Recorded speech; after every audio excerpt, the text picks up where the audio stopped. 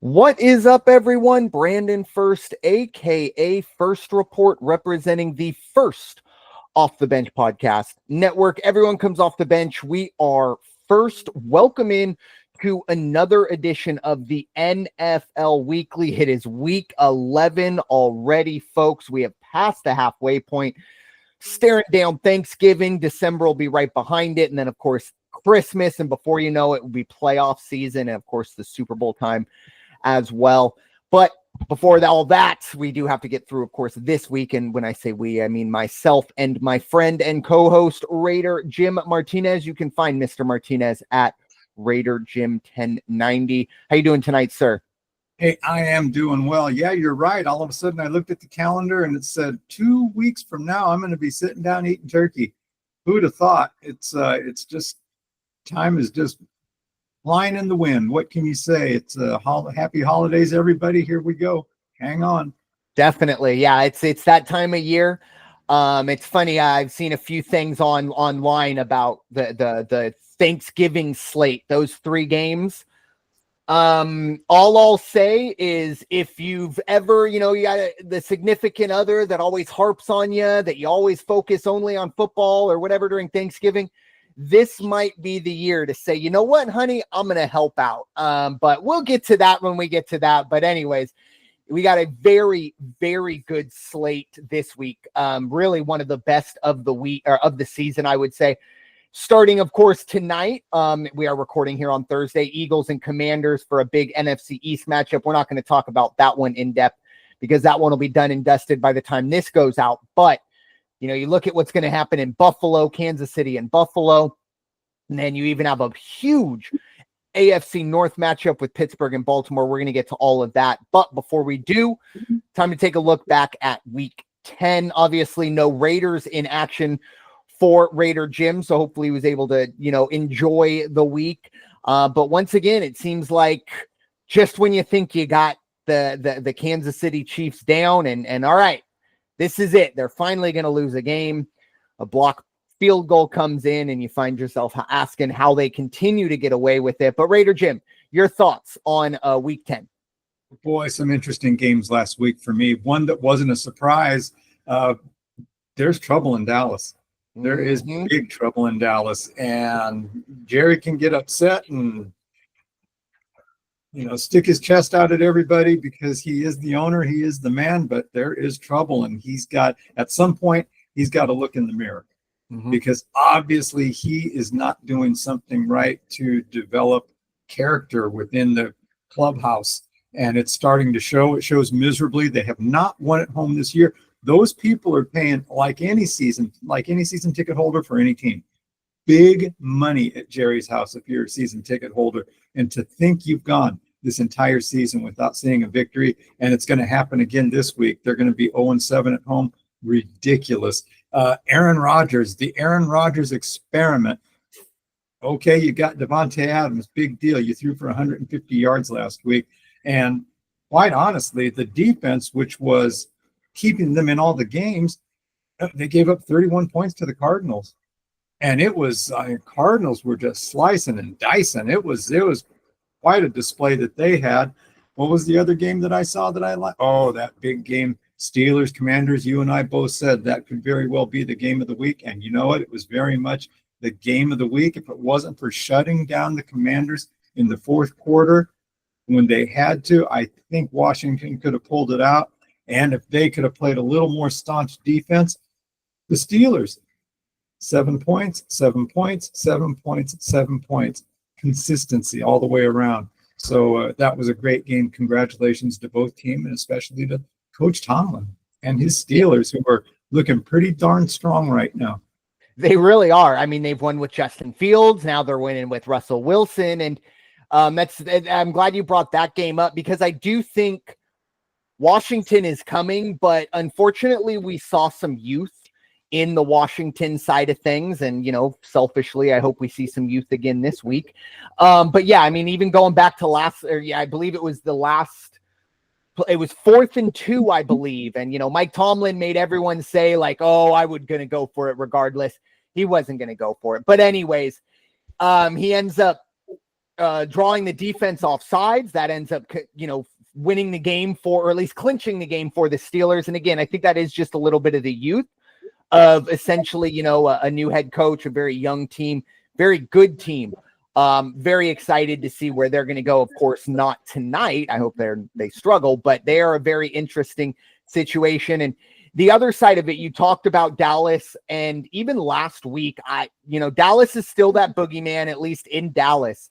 My goodness. Now, the first half of the Eagles wasn't great, but on the Dallas side of things, offensively, they cannot do anything, like nothing. It is one of the most pathetic offenses I've ever seen, really, period. And that includes some of the Carolina stuff we've seen, or, even going back to pre-Tua Dolphins stuff where you got like Tyler Thigpen running out there. It's great for me as an Eagles fan, but at the same time, it's kind of like, I don't have pity for them, but you do kind of, man, felt like you were beating up on a fourth grader. Now, it was the most annoying fourth grader in the world, but you don't feel great. But yeah, they are going to be in a world of hurt. And you brought up Jerry Jones. The fact that you built a stadium that essentially baseball players would have to wear sunglasses to catch a ball in that end zone certain parts of the day. And then when someone has the gall to, I don't know, bring up a very obvious question of, hey, why don't you put curtains up? Your answer is, why don't we tear the whole stadium down? Look, I don't know where he's going to go from this, because you talked about it. I think the Jerry Jones experiment, and he's the owner, so he ain't going anywhere unless he gets rid of that, which he won't. But it's going to get worse before I think it gets better there. They're in cap hell, especially if Dak can't, stay healthy. He is out for the year now, that hamstring. But on the other side, you mentioned they're hosting Houston. Houston, my goodness, you forced 5 interceptions. You got a 17-point lead at halftime, whatever it was, or at one point you had a 17-point lead. 17-0. Yeah, and you lose the game. And not only that, I felt like some of the coaching decisions late. Look, Kaimi Fairbairn is a fantastic kicker, but asking him that was like a 55, 60 yarder, he misses it. And then Detroit picks up 15, 20 yards. They flip the field. They kick the field goal. They win the game. Look, DeMeco Ryans, fantastic coach, but I do think there have to be some questions asked in Houston. CJ Stroud struggling, a little bit of a sophomore slump. Don't need to ring the alarm bells just yet, but my goodness. And then on the other side, Minnesota, Sam Darnold. Are we, has the clock struck midnight? My goodness, that was, and I do believe they won that game. I think it was 12-10 or 9-7. 12-7. Thank you. They tried everything to give that game away. And we can kind of joke about it, but Houston is in a division that, they're going to win that division, period. Minnesota is in a division that, the only team that they're better than right now are the Chicago Bears, and that is not saying a whole lot. Minnesota's got to kind of grab a hold of the reins, take a deep breath, move forward. And then finally, of course, it was one of the teams that I kind of started this whole thing, Kansas City. My goodness. Patrick Mahomes, if you were to blind, 11 weeks ago when the season started, you put Joe Burrow's stats up and you just put player 1, player 2, and one of them's Joe Burrow, one of them's Patrick Mahomes, and you go, one of these teams is 3-6 and the other is 9 or 10-0. And every single person would look at Joe Burrow's stats and go, that's the team that is undefeated. But no, Patrick Mahomes has 12 touchdowns to 9 interceptions. If you would have told me that in the beginning of the season, I'd be saying, they got a tough schedule. They might have lost 3 or 4 games by now.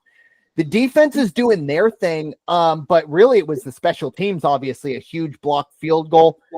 It's really it is tough. Now, I will say we've talked a lot about the reffing and things like that and some of the calls. There was a report that came out and hasn't really been talked about a whole lot. One of the officials, and I don't know her name, one of the female officials, apparently before the game, Made sure she got FaceTime with Taylor Swift. She got pictures with her and all her friends. Look, I'm not going to sit here and say that any funny business happened, because at the end of the day, I don't think there were any egregious calls or anything like that. I worry about that type of stuff. Right. Mainly for her. Obviously, maybe a better way, off campus, if you will. But those are the bullets that you were kind of loading up for the conspiracy theorists. And, I can't sit here and poo-poo them, because if 1 + 1 = 2, sometimes that's what you're getting here. But at the end of the day, just want to throw that out there. Of all the wins that the Chiefs have had with some help from our Zebra friends, this was not one of them. They just made one more play than Denver did, and they got the win. But it's truly absolutely incredible to see that this team, I'm not terribly surprised they're undefeated. It's just the way they've done it. They've yet to really impress me. And we are halfway through November. I mean, it's incredible. But and there's guys that go out there, they take the mic, they go to the press conferences, and I would say that high percentage are definitely genuine when they say it. And sometimes it's just the politically correct thing to say. And that isn't about my stats, it's about if we're winning. Patrick Mahomes epitomizes that. Yep. Hey, okay, I got 9 interceptions. Of course I don't want 9, and I only have a dozen touchdowns. But we're 9-0. We haven't lost since the middle of last year. How about that? I mean, It's ridiculous when you think about it. So, like I say, hard to not tip your cap to those guys and give them credit. And again, the defense is just playing out of their minds. And that's the thing. And the Patrick Mahomes part of it, look, if we were to, get rid, we do a fantasy draft right now, Patrick Mahomes is the first overall pick. Like, we're sitting here 12-9, but look at his stats. But I think we all can admit that, like, Patrick Mahomes is still the best quarterback in the league. And that's a big part of why they are undefeated. But it's just absolutely incredible. But as I kind of mentioned, I do wonder if they escape this week with that win again. But time to dive into the week 11 slate, or at least 8 games that we're going to be focusing on. Do have 4 teams on buys. The Arizona Cardinals. And look, you know what? I'm going to give Kyler Murray a huge shout out. Kyler Murray has been 3-0 since the latest Call of Duty came out. Get your screen time in, young man. Enjoy the bye week. Level up. Do what you got to do. Carolina is also on a bye, and that's good for all of us. The Giants as well. Sorry about that one, Germany. And then, of course, Tampa. They are also on a bye. But we are going to start in the AFC. I have a question. Yes. Question. So you just listed the bye games. If you did not list those bye games, do you think anybody would even know that Carolina and the Giants aren't playing this week? No. And the only reason would have been because it's like, why don't I have a really bad taste in my mouth? And to be fair, I've actually Carolina now, you're when you're at like 0 and you move up to like 2 on the Richter scale or whatever, you do get, a little pat on the head. But I mean, they've won 2 in a row now. Things are happening there. But yeah, Carolina, the Giants, let's be honest, if they didn't play the rest of the season, I don't think anyone would notice. But yeah, that's a good call. So, but we are going to start in the AFC West, and coming off of a bye, those Las Vegas Raiders, they're heading across country to face the Miami Dolphins. The Dolphins are going to be 7-point favorites, and the over-under is 44. As I always say, if we're talking Raider football, first person on the floor is Raider Jim. So, Mr. Martinez, the floor is yours. Yeah, nothing has changed in Raiderville. Let me tell you, it's going to be the same thing that we've seen the first 9 games that they've played. They're 2-7 right now. The Antonio Pierce thing, it's lost its luster for me, and it started to lose its luster about 3 games ago. You can't keep coming out saying we're not tanking, we're not, giving up, we're not disappointed in ourselves or something to that effect. And I say, well, are you disappointed for the fans that are having to watch this nonsense week in and week out? So you're going to take the number 26 defense in the NFL. You're going to go across country. You're going to fly into Miami, who's a little bit rejuvenated with Mr. Tagovailoa back under center. What they did against the Rams shocked me. Yeah. I did not think they would produce the way they did. I did not think they would play defense the way they did. Rams are still a little banged up, but still, Rams had gotten themselves back to 500. And now, that was a pretty decent on-the-road loss or victory for Miami. And I'll tell you what, I think they're going to take care of business against the Raiders. They're -7. It's hard for me to not say that they're going to cover. I'll take a half a point and say Miami covers at 6.5.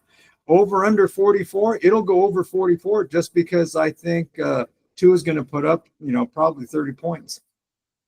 Yeah, it's tough in Vegas. I was going to, kind of come in and give you a little bit of good news because sometimes, look, obviously the season's pretty much lost. So now you kind of look towards the draft.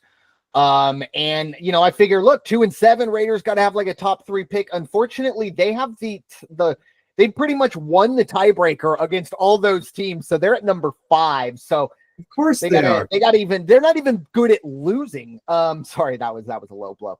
But we'll see. I mean, do we know? Is it AOC? Is it Ritter? No, it's Minshew. It's Gardner Minshew. Okay. He's back to the guy. And look, if as crazy as it sounds, out of those two, and I think is Desmond Ritter's there, right? Did they sign him a few weeks back? Okay, so out of those 3 guys, I would have to say Gardner Minshew gives you the best chance of winning in that situation. In this game, you kind of mentioned it with Miami. I think they're getting their mojo back. I think it's probably too late for a playoff berth, but this is a team that I think can really start to build. And I think for McDaniel down there as well, this is big for him because I think the fun player coach, kind of cool guy, it's all well and good as long as you're winning. The minute you start losing, then all of a sudden the players coach moniker does kind of go away. I am with you. I like Miami. Give me that half a point. I think Miami gets the job done. I will say someone legitimately needs to sit down with Tua Tagovailoa and talk to him about what he does with his head. Because I don't know if you saw Raider Jim, but he threw an interception and he tried to make a tackle and he just threw it. Like, I was listening to a podcast and they said he is the only player in the NFL that if he literally throws an interception and then just stops and then just doesn't do anything, we'd all be like, okay, cool. Like, no worries. So that concerned me because if he's doing that to make a tackle, what is he going to do to make 2 or 3 extra yards? And that's kind of where we got into this spot. I am going to go with the under here. And unfortunately, I struggle to see how we're going to get to 44 from the Raiders. I think in order for that to happen, Miami's got to score 35. And I don't think this offense is that honed in right now. I will say it probably does help the Raiders that this game is in November rather than, early in the season where in Miami, it's probably like 100 degrees. But yeah, I see Miami covering here. Like I said, I'll buy a half a point just to cover myself. But the under 44, I don't know where we're going to get points on the Raiders side of things, but I do have to always remind myself the Las Vegas Raiders have beaten the Baltimore Ravens earlier this year. So, you never quite know, but I do feel like Miami takes care of business. But now, moving on the unknown variable in this game, as I think back now, I don't know if there's been enough time, but there was a bye week. I don't know if there was enough time to implement 100% change or do 100% tweaks to the engine to make it run better. What will North Turner bring to the offense of the Raiders? And I meant to ask you, so is he the offensive coordinator or is he just like a consultant or he's the assistant to his kid, basically. Oh, okay. His son it was plugged in there, but they brought his Norvin to be up in the booth, if you will. Hey, look, I was never a massive fan of Norv Turner as the head coach, but he was a hell of an offensive coordinator. He's got a ring. Yeah, and there's a lot of guys out there. Wade Phillips is another one. Fantastic defensive coordinator. Couldn't be a head coach. But you know what? You find that niche. He knows offense. And he'll have his work cut out for him. But yeah, that's interesting. And as you said, got the full bye week to kind of as much as he can implement. I'm sure he did. So Moving on to the game of the week, at least on paper. I mean, I think CBS is like on site for this one. They are going all out, but it is. And they also did not allow this to get flexed in as well. They drew a line in the sand. So this is not Sunday Night Football. It is the Kansas City Chiefs. They're heading to Buffalo. The Bills are going to be 2-point favorites. Over under is 46. This game will be at 1:25 Pacific, 4:25 Eastern. Do the math in between. Raider Jim, your thoughts? Kansas City at Buffalo. Oh, this is going to be a game. This is it. It's the game of games. And it's just like Kansas City's playing Baltimore. So that's going to be the game of games. It's the Super Bowl rematch. Kansas City plays San Francisco. This is when Kansas City loses. Kansas City's going in to play Buffalo. Buffalo's only lost twice this year. This is when Kansas City loses. Not quite. I don't think that's going to be the case. Buffalo has the number 9 defense. Chiefs have the number 5 defense. Buffalo, if they were obviously the odds makers, I like the call on this one. Only a 2-point favorite. That tells you that they're losing a point even as the home team. They're not getting the courtesy 3-point spread. Now, there's a slight chance of rain, but here's where Buffalo, the game is going to be against them. When you go to the gunfight against Kansas City and you've got a 6-shooter and you only got 4 bullets in the chamber, not good. And guess what? They've got Josh Allen and he can run. He's just a beast, but he doesn't have all his targets. Keon Coleman and Amari Cooper are both going to be out. Mm-hmm. There goes the passing game. And without that, I think Kansas City, it puts it back into their favor. Kansas City's going to, they might get a 58-yard field goal somewhere along the way. The defense is going to keep playing like they are the number 5 defense or even better than the number 5 defense. And Mahomes, he's just going to have his sorcerer's cap on and work some magic along the way.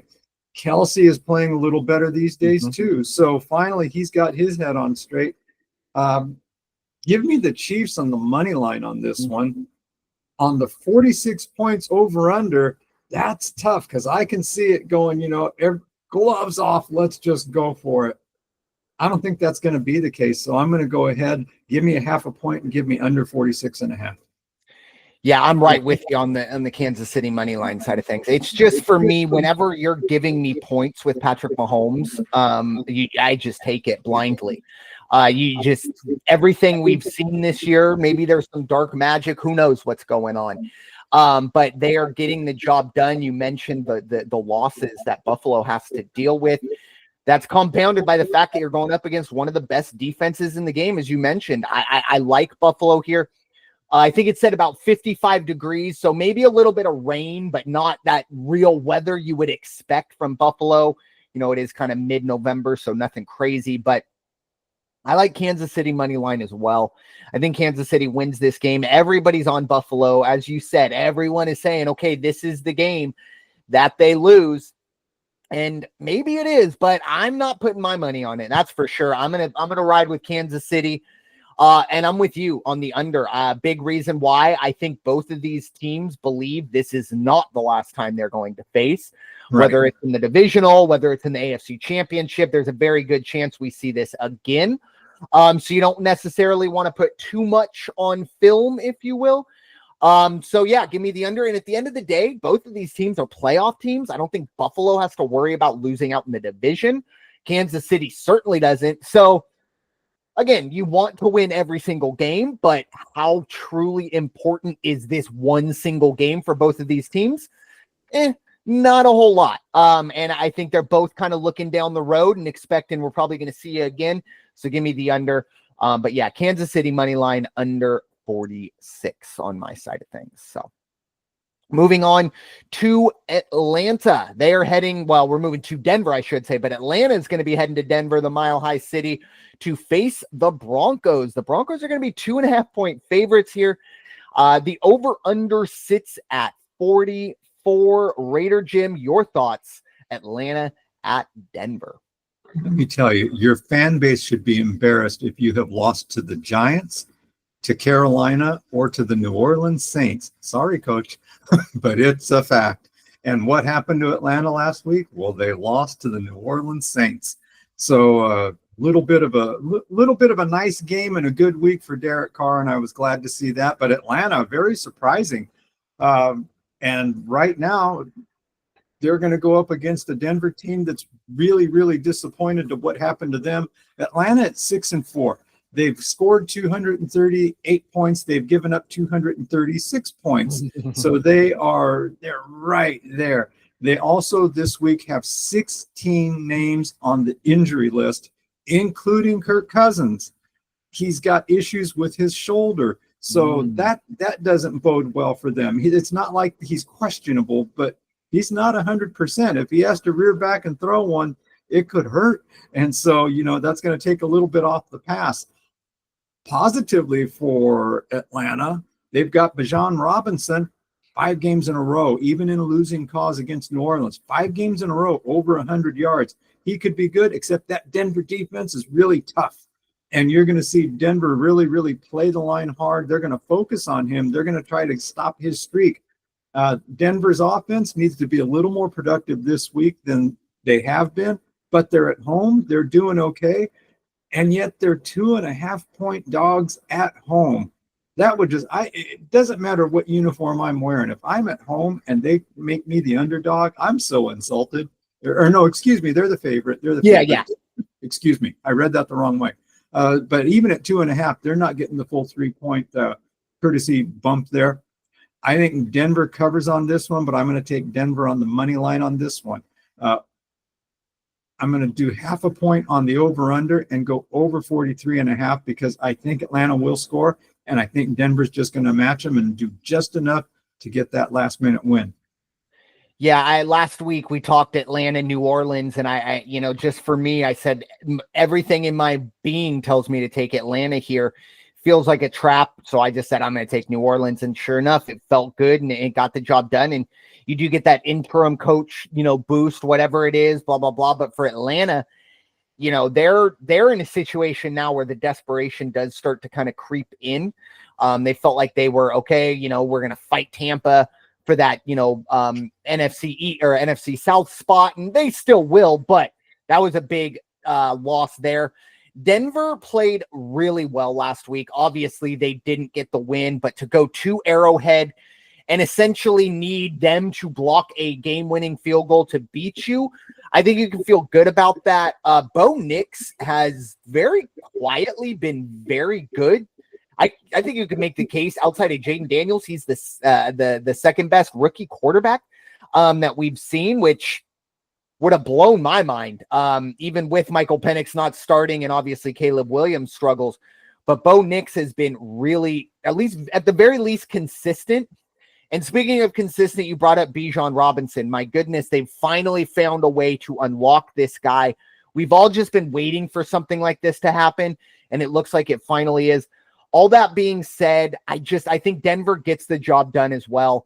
Look, I've never looked at a 2.5 point spread and turned away from it. So give me Denver 2.5. I do like the over here. A lot of the reasons I like the offensive from both of these teams. They're not world beaters, but 44, I think, for these two offenses, even with the, I'm sure Kirk has some shoulder stuff, but I can't imagine he's not going to start or in this one. So might be a little more Bijan heavy, but at the same time, we've seen the last 5 games. That's perfectly fine for them as well. Maybe not always in winning causes, but I do like the over 44. I think that number is a little lower than I would go. So take advantage of that. So moving on to the final AFC West game of the week, and it's going to be Sunday Night Football. And it's a team that, Raider Jim, I just simply cannot quit. I want to sit here and bury the Cincinnati Bengals, but I'm sitting here going, I still think they're like the 4th or 5th best team in the AFC. I don't know, but Cincinnati is heading to LA to face the upstart Chargers. The Chargers are going to be 1.5 point favorites in this one, and the over-under sits at 48. Raider Jim, your thoughts? Yeah, a lot of banged up people on the Cincinnati side on the defense. They're linebackers, defensive end, defensive tackle, one offensive lineman that was actually ill. So they're not sure if he's going to recover in time. I'm sure they'll just stick a needle in his arm and get him nice and hydrated and say, throw up in your helmet if you have to. Other than that, they're fairly healthy. Burrow had a little bit of issue, I understand, with his wrist, his right wrist, but nothing serious. However, they're going against the number one defense in football. That Charger defense is just lights out right now. And even with that said, their offense is still not that productive. They're going against the number 29 defense in Cincinnati. And at home, they're only a 1.5 point favorite. Again, how insulting is that? You just cut my 3-point courtesy and cut it right in half. They've got the over-under going at 48 right now. I think Burrow has a good game, and I think that Justin Herbert will also have a good game. This could be a nice think way back, some of the old shootouts that we've seen between these two teams. You might see one of those on Sunday Night Football. Nice, climate controlled. It's going to be perfect for everybody to just go out and have a great game. I like Cincinnati in this one to pull the upset, and it would be, go ahead and give me the money line on this one as well. I'm not going to say, they'll win by 2 or 3 or anything. Just give me the money line on this one, and I will take a 0.5 point on the over-under. Give me 47.5, and I'll go over on that. I couldn't agree more. I obviously, me and Cincinnati, like I said, I just watched this team play. Offensively, they are so dynamic. Defensively, they are disgusting. I can't believe there are 3 defenses statistically worse than them. It's incredible. And then, as you said, on the other side, the Chargers, that defensively, this might be the best defense the Chargers have had in very recent memory. Jim Harbaugh has those guys firing on the right cylinders. However, I think a lot of what comes down to some of these games, especially when we talk about, the difference in talent, which I don't think is too big. I think a lot of it's desperation. I think Cincinnati is the more desperate team. The Chargers, obviously, they want to win. Harbaugh wants to win every day. Well, Harbaugh wants to win eating cereal. However he does that, he wants to win at everything. However, I do think, the Chargers do have a ceiling, and I think this is the first time that the Chargers defense, I think they still haven't given up 20 or more points. I think this is the first time someone gets over that 20-point mark. I really do like Cincinnati. I like this one about 28-20, 28-21, which of course will just get us over. So yeah, I'm going to take, just like you, give me that 0.5 point, because I am a little worried about, 28-20 and all of a sudden we got to push. So over 47.5. I do think we see some scoring here. And at the end of the day, Cincinnati, the playoffs have started. If they want to do anything, this is from here on out, pretty much must win. They might be able to drop one game, but it certainly can't be this one, because the Chargers are going to be one of the teams fighting for a wild card spot as well. Some must win for Cincinnati. I think they get the job done. And again, in order for Cincinnati to win this game, the game has to go over. Like, I don't think there's any world where it's 17-10 Cincinnati wins. It's got to be a shootout for Cincinnati to win this game.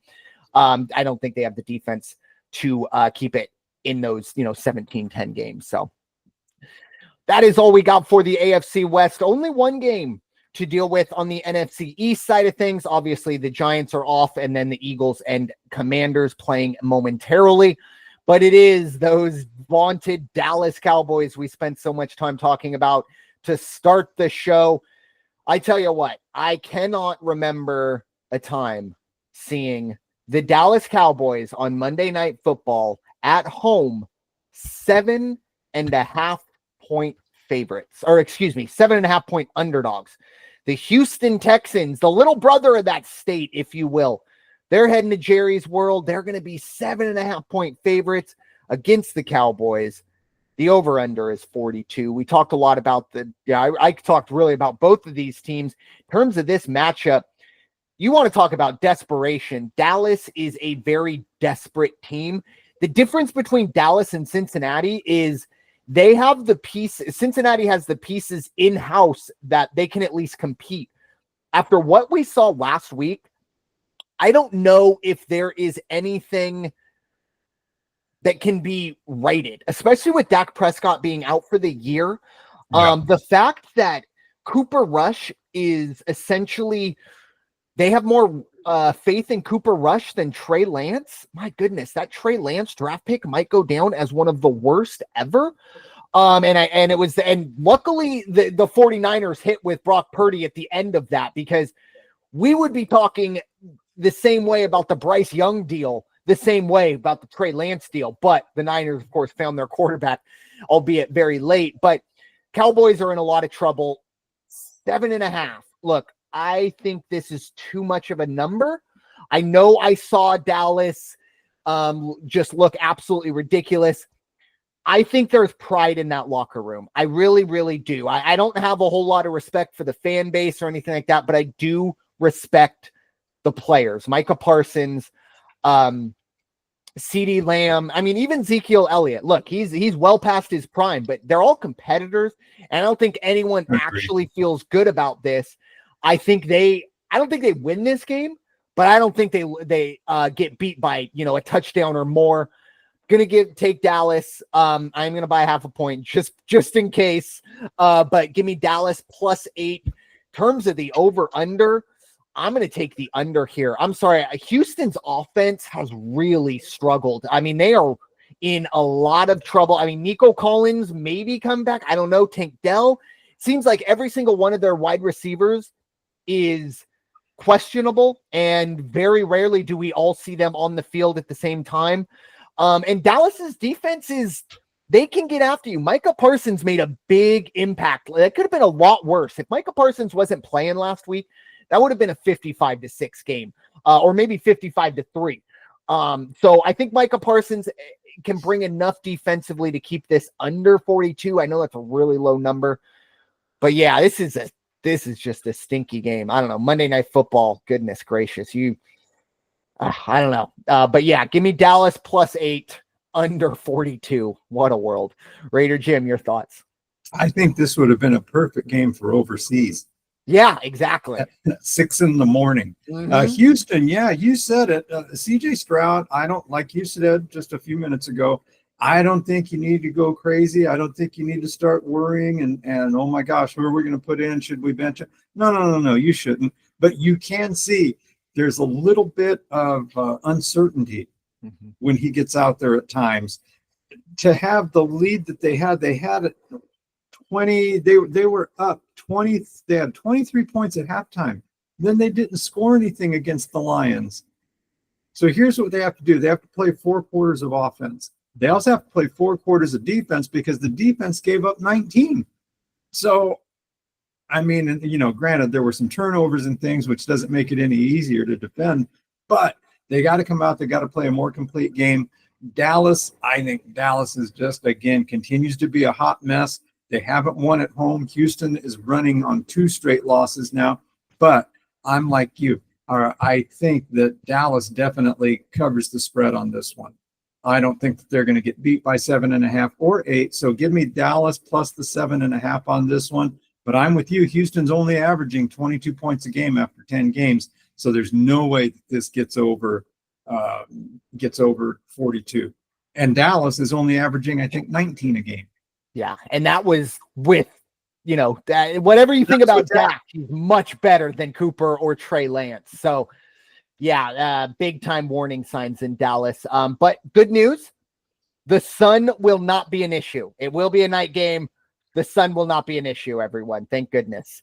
Moving on to probably, at least on paper, the second best game of the day. One of these matchups that, if you're an old school football fan, or at least for the past 20, 25 years, this is one of those physical kind of beat you up type football games. It's an AFC North showdown.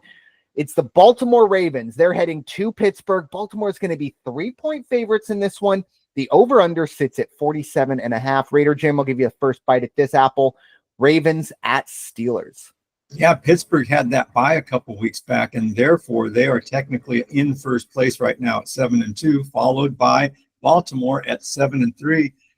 This is going to be one that you don't turn away. Just watch the game. It's going to be good. Like you said, it's just going to be a good old-fashioned street fight, if you will.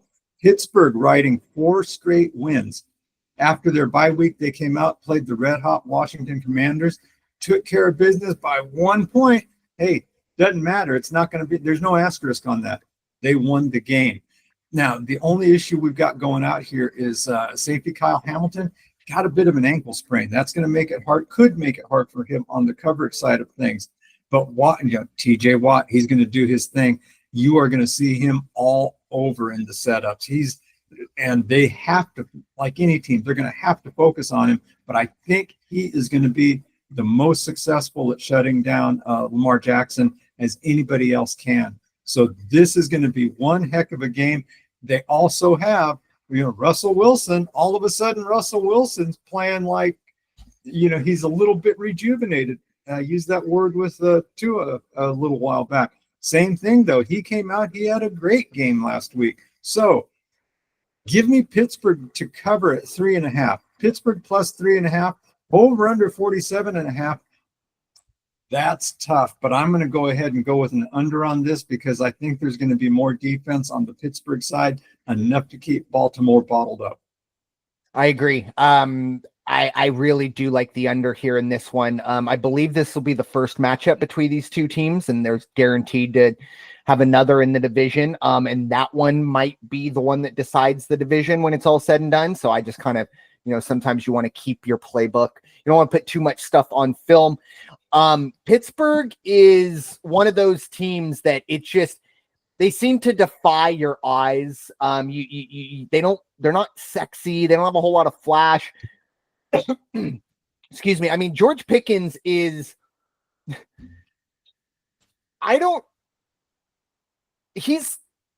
think he might be like legitimately crazy. He is such a good football player. But sometimes you just look and go, what are you doing? I don't know if you saw Raider Jim, but there was like an interception in this one. They underthrew George Pickens.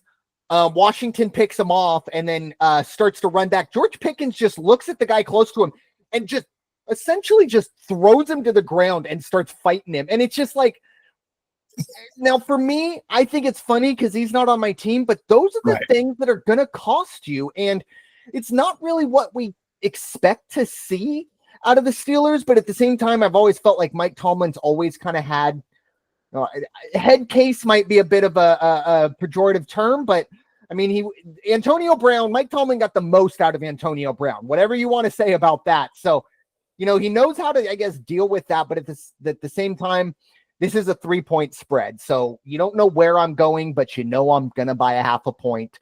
But I'm gonna take it on the plus side this time. I think Pittsburgh does cover 3.5. I would not be surprised to see Justin Tucker, running out there late, kicking a game-winning field goal. We cash our ticket. I have this at like a 20-17 type game.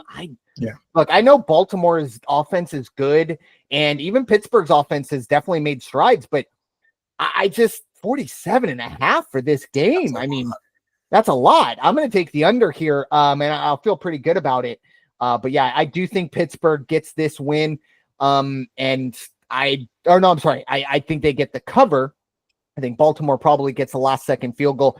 Just seems that these two teams always play this type of game very, very close, always. So moving on to NFC West matchup that, I'll be honest, about 3 or 4 weeks ago looked kind of juicy. Seattle has since kind of fallen, but it is the Seahawks. They are heading to Santa Clara to face the San Francisco 49ers. The Niners are going to be 6.5 point favorites. The over-under is 47.5. Raider Jim, your thoughts? Week 6, these guys put up 60 points. So I don't know where you're coming up with 47.5. Seattle is definitely on a slide down. Stock is trending down on these guys. They've lost 2 in a row. And now they get to deal with Christian McCaffrey. Now, McCaffrey only had 39 yards on the ground last week, 13 carries. They really did a good job bottling him up, but he had something like 68 yards on the passing game. So you've just given, now Purdy has Kittle to throw to. He's got Christian McCaffrey to throw to, plus he's got wideouts to throw to. Seattle's defense is not playing well. Week 6, San Francisco amassed 483 yards against this Seattle team, 255 in the air, 228 on the ground. And again, without Christian McCaffrey, can you imagine what their potential is. They have the potential to easily go over 500 this week. They're at home. It's going to be dry. 6.5. Normally, I would say, nah, that's just too much against a team like Seattle, but I really think that is going to be the case. Give me San Francisco. I'll take San Francisco to cover the spread on this one. Over under at 47.5. Yeah, there's going to be points on the board, so I'll go over on that too. Like I say, even in week 6, Seattle did not come out victorious, of course, but these guys put up 60 points. Yeah, I'm with you on this one. Seattle, unfortunately, and they're, look, the Geno Smith experiment and all that stuff. I think we are kind of seeing the expiration date, if you will, on that. And it's happening now. They got off to a better start than I expected, and maybe overachieved early on. And now I think we're seeing what actually the Seahawks are. And on the other side, I think the Niners, now we're starting to see what the Niners are. And that's a very good football team. They missed 3 field goals in Tampa and still got the job done. I thought Brock Purdy looked really good. He has games where he looks really, really good. Others where you kind of wonder if he is the future. Last week was the one where you definitely want to kind of frame and run back on highlight. I like San Francisco 6.5 here as well. 2 teams trending in different directions. I'm going to go with the one that's ascending, especially at home.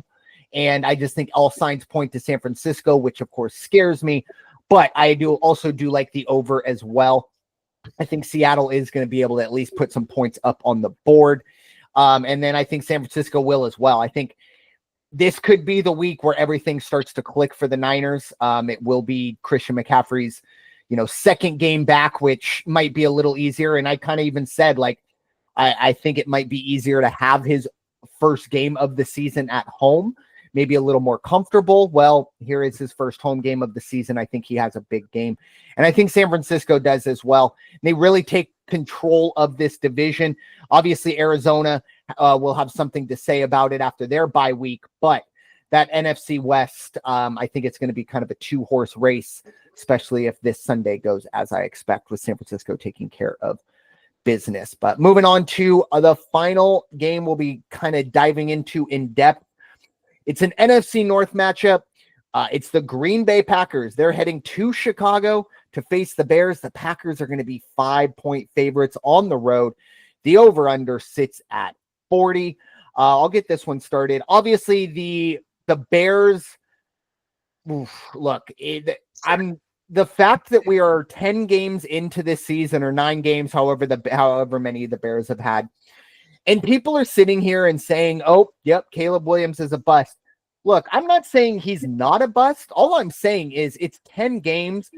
Very, very rarely do we see number 1 overall pick quarterbacks win. And, there was a bit of a narrative that, since this was a traded pick, or technically the Bears weren't the worst team last year, oh, this is the best situation a quarterback has ever come into.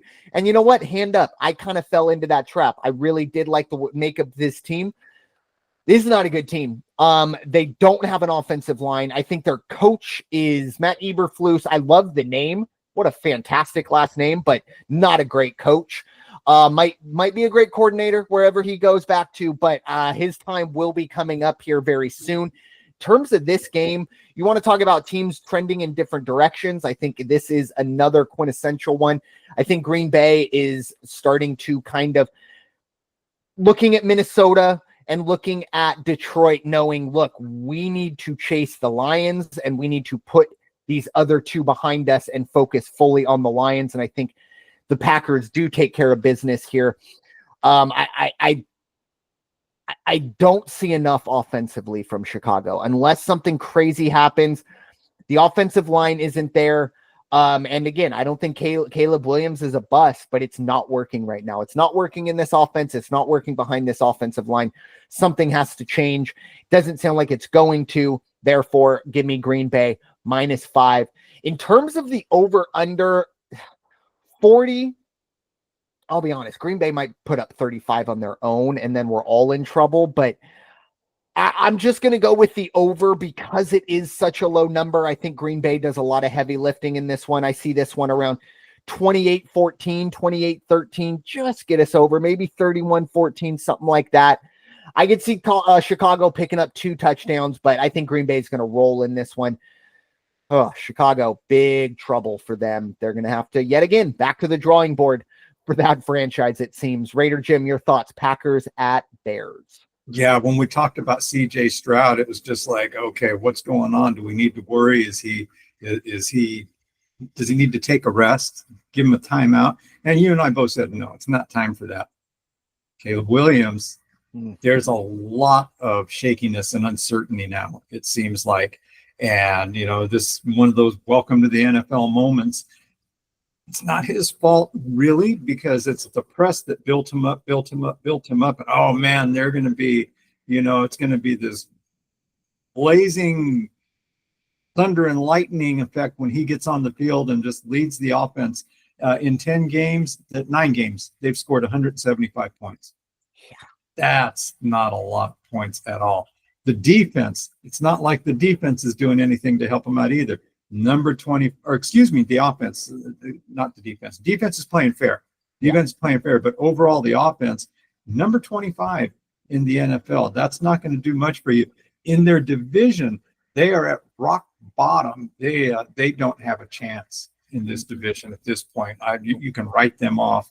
So what's going to happen in this one? Green Bay's trending up. Green Bay's playing real good ball right now.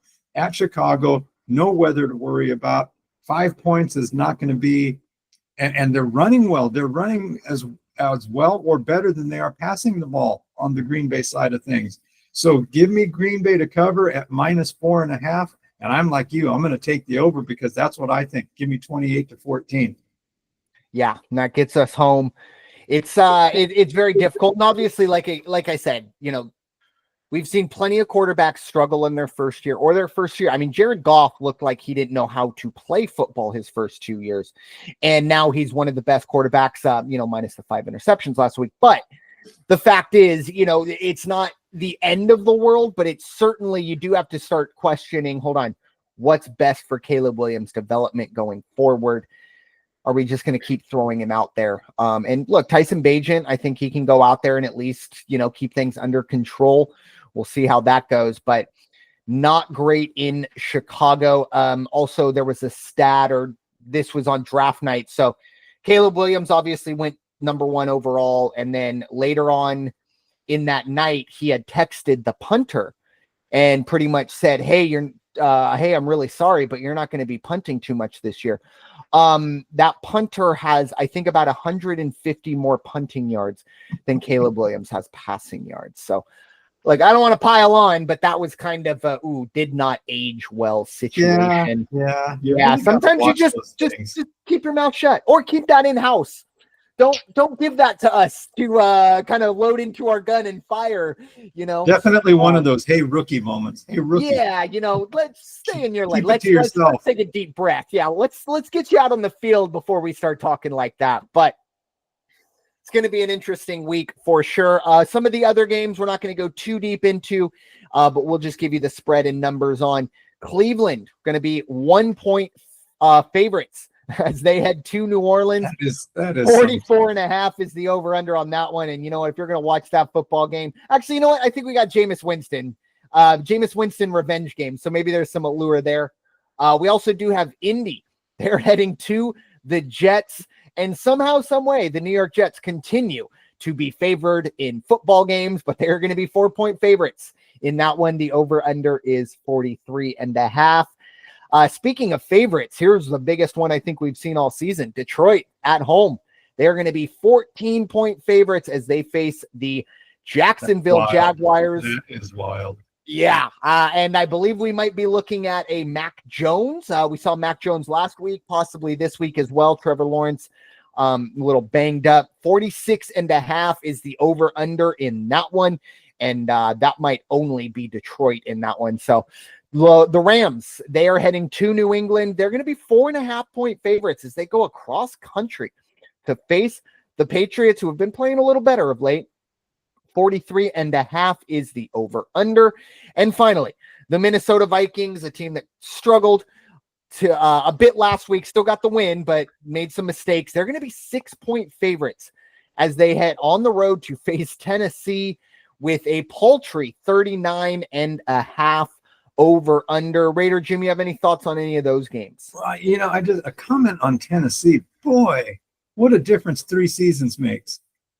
I mean, my goodness, it's just boggles the mind. That one. My question for all these 5 games you just listed, my question to you is: Indiana goes into New York, or walks onto the field in New York, takes care of business. What are your thoughts on Aaron Rodgers then? Are they just going to start blaming a bunch of other people and just leave him in if he has another production of under 200 yards?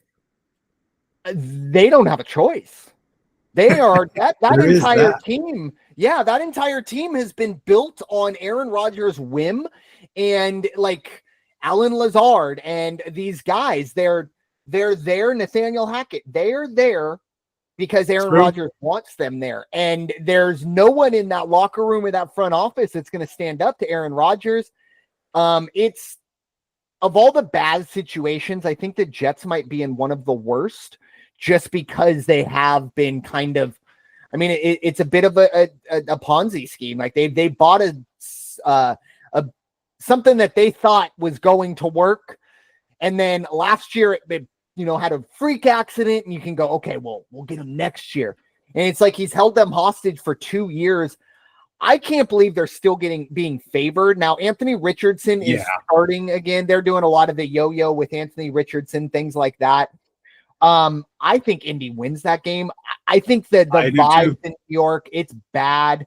And then on the other side of it, I think New Orleans is a team that they got Dennis Allen out of that building. I don't think they're a very good football team, but they're not as bad as they were showing.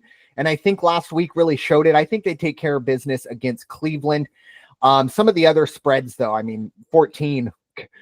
Go have your fun with the Jaguars, Detroit, but I am not playing with that 14-point spread. That's just way too much. Rams have been looked good, but it's very difficult to go across country. Playing that 10 a.m. game, and again, I think the Patriots have played a lot better. And I know it was the Jets last week, but this is a team I can at least see progressing in the right direction.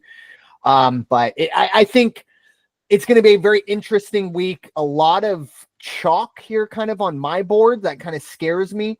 But I really do expect to see a fantastic week of football. And we're going to really know, at least in terms of, the NFC East, what happens tonight, the AFC West, and then of course the NFC the AFC North on that side of it. But Raider Jim, any final thoughts for this week or this podcast? Tennessee averaging 17 points a game. Wow. No wonder that line is only 39.5. Yeah. For that over under. And then they're remembering the Sam Darnold, 3 interceptions in the end zone. Like, we're not going to get us with the 12-7 again. Yeah, they dropped that number real quick. Other than that, no other thoughts on these games. I think it's been, again, hard to believe we are beyond the halfway point now. And 2 weeks, we're going to be watching all the Thanksgiving games, and then we're going to start looking at the Christmas Day schedule. And wow, and all of that. And guess what else? College basketball is already underway, and wow, what a great time of year. Amen. As I said, I think I said it last week.